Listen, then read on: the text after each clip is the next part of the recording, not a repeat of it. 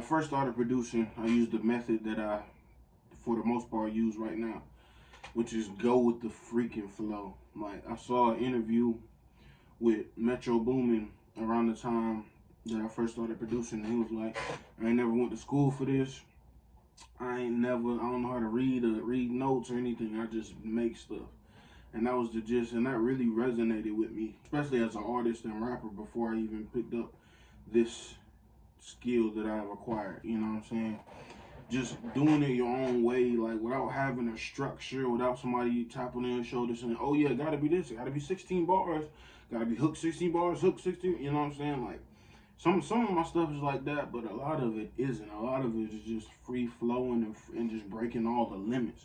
And I really like that. And Metro Boomin is Grammy nominated, you know what I'm saying? I believe he got a Grammy, but I know he got a couple Grammy nominations, which is amazing. Somebody who ain't reading music. So that's one of the biggest things when it comes to music production that I've picked up in my journey. Like, just do whatever you want to do. But at the same time, when I hear a certain sound, like for example, Big Yavo, the do crash, that you know that little snap type beats.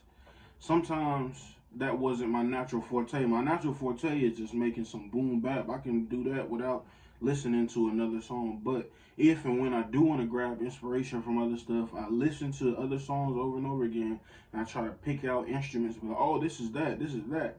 And if you can't do that because some of the elements that you are using when you producing and making beats are stuff that you don't normally use, sometimes you're gonna have to refer to somebody else, whether that be another producer, which I'm lucky to live, you know, very close by from the dude that even and showed me that this is possible, and that's why he influenced me to get my own setup and stuff like that.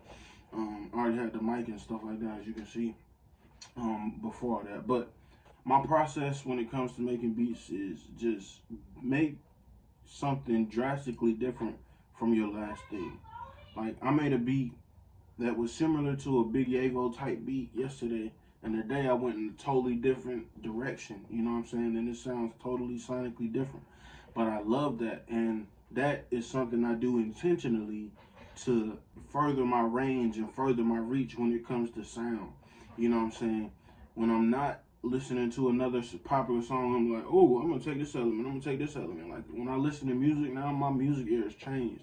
I'll be like, what instrument is this? What instrument is that? Oh, wow, this is live drums. This is electronic. They use a drum pad, you know, or this is a crazy sample. Or damn, this shit is in reverse, you know what I'm saying? My mind is always drawn to that, and it's very dope because I can never know it all. Like I said, I haven't even been doing this for a whole month. I mean, for a whole year. You know what I'm saying? Just a couple months, probably like 8 to 10 months, if that. But if I was counting, I believe it's that. I started when it was warm. It's cold now, so you know it ain't been a whole year. But that's really some of the biggest lessons I've learned. Like, just do the opposite. Like, try some weird stuff. The only way you're gonna get better at rapping or producing or anything in that vein is you're gonna have to be consistent with it and be confident with it. If you're gonna fail, fail confidently. You know what I'm saying? Don't fail timidly, fail confidently. And with music, especially production, it's like you're literally the god of the sounds, of how it's laid. Like, if you don't want that note there, if you don't want, you just like writing music. If you don't want that bar there, if you don't want to say this, or you said this too many times, blah, blah, whatever it is. It's complete creative control. And that's what I like about not necessarily chasing after tight beats and not just trying to cater to one sound. You feel me? Not just trying to cater to, oh, I'm going to just keep it trap. I'm going to just keep it this. Because I ain't going to lie. I'm not hating. I love on the radar, off the radar, the freestyle, you know, stuff platform. I've been watching a lot of them videos recently, and something I noticed is they got a lot of similar beat formats, and it's like, I'm not hating, but I just want to see some diversity. Like, even with the way the artist is dressing, sometimes they'll come in a suit, and then they'll be rapping some some deplorable, some crazy gangster shit, you know, in a suit. But it's like, I want to see something and I want to hear something that I don't normally hear. And the only way you do that is being weird, being strange. Like, take an artist like Andre 3000 or Kendrick Lamar. other people argue that they're some of the greatest artists, the greatest creatives ever. But if you go through their catalogs, especially with me, with Kendrick Lamar, I don't know Andre 3000 catalog as extensively as I know Kendrick, but I'm pretty sure if you go through their catalog, you're gonna find some shit that you really, really like, and some shit that you're like, man, why they make this? Well, I don't like this. Oh, this is weird. This is strange. And that is not, I won't even say the catch-22, but I think true free spirited people, they're gonna make products like that have that reaction in you or other people, you know what I'm saying, whenever you hear it, listen to it, absorb it. And it's up to us to nourish that side of ourselves as creatives. Like, I was talking to my homie CM10 the other day, and I was like, it's a blessing just to be in this position and to be so powerful. Especially like me, when I'm making beats from scratch. Like, I'm damn near making a beat every day, you know.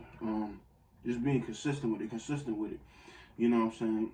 But all of us as artists, not just me. It's like it's a blessing to be in this position, to not have somebody be like, oh no, you got to make a record for the girls, you got to make some street shit, or you got to appeal to this market. You know what I'm saying? As independent artists, yeah, it's a longer grind. It ain't as easy as just somebody pressing a button or paying $1 million to have a hit go viral, or pay influencers to, you know, dance to something and really get it going. But it's just dope and an honor to just be in the positions that we are, you know what I'm saying, and absorb the knowledge and connect with other like-minded artists, you know what I'm saying, and really get it going and to really get it moving. But I was talking to my other homie today. He said he wanted to come through and, you know, do something with the studio. I said, cool. I'm gonna need a little bit of bread if you want to take some of the work that we make home with you. And that's another thing, like, but keep in mind, this homie, I ain't mad about it, but I'm just talking about it. This homie, we done did a lot of collaborations, you know what I'm saying? I ain't never really charged him for nothing. I done engineered a whole bunch of stuff. He done rapped on some of my songs. I sent him that, you know. But, and I mess with him. I may not charge him every single time because he's my homie, but when you, and I'm not even a year in and I'm thinking like this, but when you getting better at your craft and you getting pats on the back, oh yeah, wow, this is good, this is good, this is good. This is a sign for you to be like, all right, I'm transcending to the next level and I need to start getting some compensation, you know what I'm saying, for what I am doing. Yeah, we homies and stuff. We cool.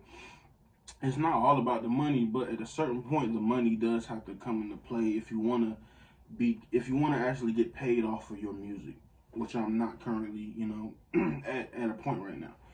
But there are some ways that we can do that. Like I said, I can start selling beats. I can start selling engineering time or studio hours. Oh, you want to do this for 3 hours? All right, for this much. Or you want this beat? Okay, cool. You can have it for this much. You know what I'm saying?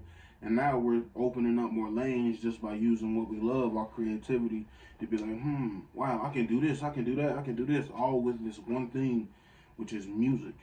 You know what I'm saying? And the same goes for when you start getting traction, selling verses and stuff like that. And, you know, and it's a lot of business that come with this, that can come with this creativity. But for the most part, I believe that's all the points I wanted to hit. But yeah, all the young, aspiring, and just starting out producers, or even experienced producers, whoever, you know, whoever happens to watch this whenever this video comes upon you, you know, like, always keep in mind that you got the ability to tap into creativity at any point, at any time you want to. You know what I'm saying? There's no such thing as a creative block. There's a such thing as choosing not to create, but there's no such thing as a creative block, because creativity doesn't come from you. It's all around you. So you just gotta tap into those separate dimensions and just go with the flow. I don't even take accountability for what I make. I just make it. You know what I'm saying? It ain't really just about me. It's just about being used by the flow of creativity. You know what I'm saying? And like I said, that being said, appreciate you for watching this video. If you watched to the end, if you didn't, it is what it is. But yeah, those are some of the things I've learned along my journey as a producer, less than a year. And I hope you find them helpful. Always Always do what you want to do. Don't bend, don't fold for nobody. Even if everybody in the world think it's weird and you like it, it is what it is. If you like it, it's enough to make it and commit to your ideas. Always. And finish your beats.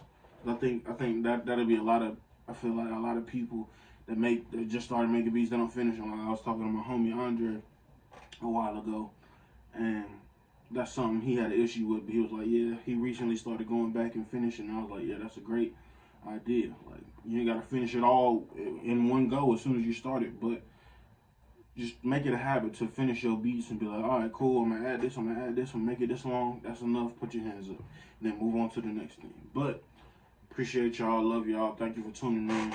Peace.